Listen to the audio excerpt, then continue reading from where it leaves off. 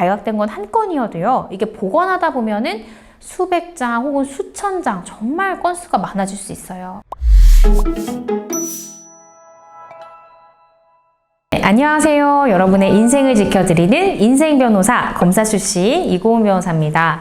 오늘은요, 우리가 흔히 몰카범죄 이렇게 불리기도 하는 성폭력처벌법 위반, 카메라 등 이용 촬영죄에 대해서 한번 살펴보겠습니다.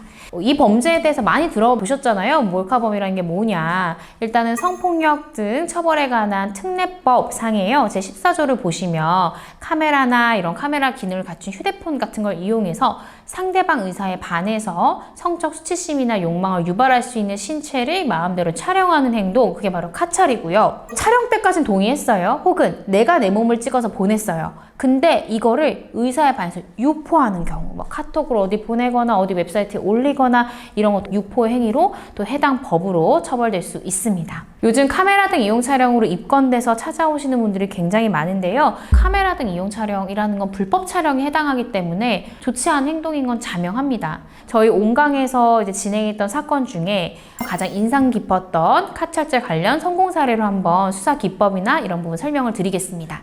이분은요, 지하철에서 여성들의 모습을 보면 사진을 찍으셨던 거예요. 그래서 그날 범행이 발각된 날도 지하철에서 핸드폰을 가지고 있다가 여성들의 모습을 찍었는데 이걸 반대편에 있던 여성이 발견을 하면서 경찰에 신고가 됐고요. 지하철 경찰대에서 출동을 해가지고 이분을 임의동행합니다. 그와 동시에 범행 도구였던 휴대폰을 압수당하게 되죠. 카찰죄 같은 경우엔 대부분 범행 도구가 휴대폰인 경우가 많아서요. 그 현장에서 발각되면 대부분 휴대폰을 압수되거나 아니면 이미 제출받게 되죠. 그래서 이 해당 휴대폰을 디지털 포렌식을 통해서 모두 다 복원을 합니다. 그럼 문제가 처음에 발각된 건 한 건이어도요, 이게 복원하다 보면은 수백 장 혹은 수천 장, 정말 건수가 많아질 수 있어요. 그래서 만약에 어떤 입건이 됐다, 근데 내가 여죄가 걱정이 된다 라는 생각이 드시면 성범죄 전문 변호사님의 조언을 얻으시는 게 되게 중요할 수 있어요. 왜냐하면 결국엔 카메라 등 이용 촬영죄를 법원이 어떻게 보고 있고, 모든 여성을 촬영하고 혹은 모든 남성을 촬영하는 걸 반대하는 건 아니잖아요. 그 법원에서 문제가 되는 카찰죄의 영상의 기준이 있어요. 해당 기준에 해당하는 사진만이 수사선상에 올라야지, 그게 아니라 내가 남성 피의자라서 여성을 촬영한 모든 것이 수사선상에 올라가면 안 되잖아요. 그게 바로 디지털 포렌식의 선별 절차라는 것이 있는데 복원을 다 마쳤어요. 그럼 그 안에 수만 장의 사진 파일들이 복원이 되겠죠. 그럼 그 중에 또 다른 범죄라고 생각할 수 있는 별건 수사를 위해서 그 해당 사진 중에 일부를 선별하는 절차, 그게 바로 선별 절차입니다. 그리고 이 선별 절차를 잘 하셔야 추가로 입건되는 부분을 최소로 줄일 수 있어요. 저희 의뢰인으로 오셨던 분도 지하철에서 여자 촬영하다가 걸렸고, 그래서 휴대폰 뺏겼고 복원이 되는 상태에서 왔는데 사실은 원래 다른 변호사님이 계셨어요. 그 변호사님이 어차피 그거 디지털 포렌식 절차 우리 가도 아무 소용없다, 그냥 혼자 가시라, 이런 식으로 얘기를 했던 거예요. 의뢰인이 진짜 그래도 되나 싶어서 저를 찾아왔고 상담을 했죠. 제가 복원 절차 자체는 다 그냥 하니까 괜찮은데 추가 여죄가 걱정되시면 그 선별 절차에는 변호사가 참석하는 것이 좋습니다. 본인이랑 같이요.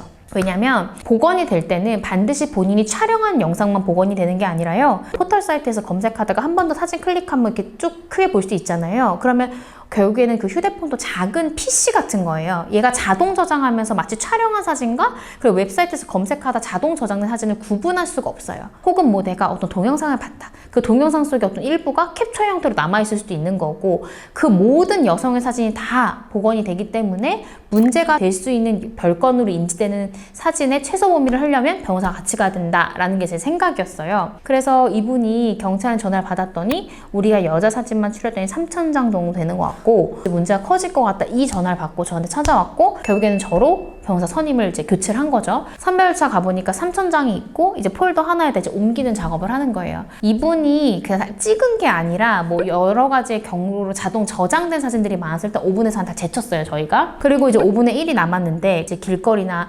지하철에서 촬영을 한 사진인데 제가 보니까 대부분 어떤 부위를 더 부각시키거나 아니면 아래에서 위를 찍는 것처럼 특정한 각도를 찍거나 하는 사진은 딱 한 장밖에 없고 나머지 사진들은 전체적인 풍경, 그 중에 여성들이 있는 경우들이 많고 전신이 다 촬영된 경우들이 있더라고요. 그래서 제가 그 담당 수사관한테 얘기했던 게 이거는 별건으로 인지하셔도 저 충분히 무죄 받을 수 있습니다. 무죄가 잘 나는 포인트가 바로 이렇게 길거리에서 여자 전체적인 모습을 촬영했을 땐 그것만으로 성적 욕망이 유발되거나 성적 수치심이 유발되는 것이 아니기 때문에 이건 판례의 기준상 그러한 사진이라고 보기 어렵습니다라고 해서 그 3,000장에서 문제가 되는 건을 딱 한 건만 인지시켰어요. 그리고 그 한 건에 대한 피해자를 특정한 다음에 그 피해자와 합의를 시킨 거죠. 그래서 결국에는 기소유예로 끝났어요. 선별 절차에서는 변호사가 어느 정도의 역량을 가지고 별건으로 인지될 수 있는 범위를 축소시키냐, 그게 중요한 거예요. 한 장의 카찰 사건과 100장이 문제되는 사건과 1000장이 문제되는 사건은 처벌수가 굉장히 다를 수가 있어요. 그 중에 일부 무혐의를 받는 것보다는 아예 입건조차 되지 않게 최소로 줄이는 게 훨씬 좋죠. 이런 부분 반드시 유념하시고 카찰죄로 조사 앞두거나 수사를 앞두신 분들은 디지털 포렌식 과정 선별 절차에 반드시 참석한다. 가능하면 변호사와 함께 동석해서 참석한다. 그리고 그 최소로 줄여진 사건에 대해서도 한번 피사체의 크기나 각도에 따라서 최근에 법원에서 말하는 카메라 등 이용 촬영 상에 그 신체를 촬영한 행위에 해당하는지를 한번 면밀히 살펴봐야 된다라는 말씀을 드립니다. 이번 영상을 통해서 혹시나 관련 죄명으로 조사나 수사를 앞두시는 분들한테 꼭 유용한 정보가 되길 바랍니다. 오늘 영상 유용하셨다면 좋아요와 구독 부탁드립니다. 감사합니다. 안녕.